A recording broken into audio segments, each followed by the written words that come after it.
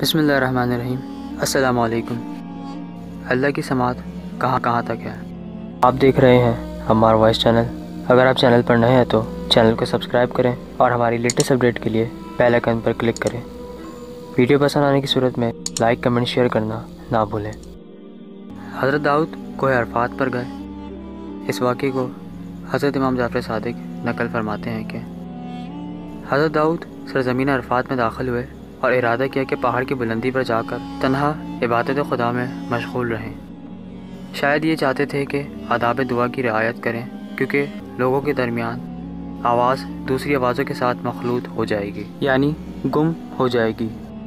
اس غرض سے وہ پہاڑ کی چوٹی پر چڑھ گئے اور وہاں پر دعا مناجات میں مصروف ہو گئے۔ جب اعمال ختم کر چکے تو حضرت جبرائیل خدا کی طرف سے ان کے پاس آئے اور کہا، آپ کا پروردگار کہہ رہا ہے کہ پہاڑ کی چوٹی پر کیوں گئے ہو؟ کیا آپ نے خیال کیا ہے کہ کسی کی آواز میرے لیے مخفی ہو جاتی ہے؟ اس کے بعد حضرت جبرائیل انہیں سمندر کی گہرائیوں میں لے گئے۔ وہاں پر انہوں نے ایک بہت بڑا پتھر دیکھا۔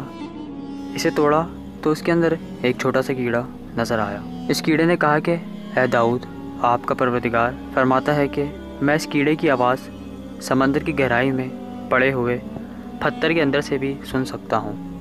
کیا آپ یہ خیال کرتے ہیں کہ کسی شخص کی آواز اس سے مخفی رہ جائے گی؟ جس کے بعد حضرت داؤد نے خدا سے معافی مانگی اور دوبارہ مناجات میں مشغول ہو گئے۔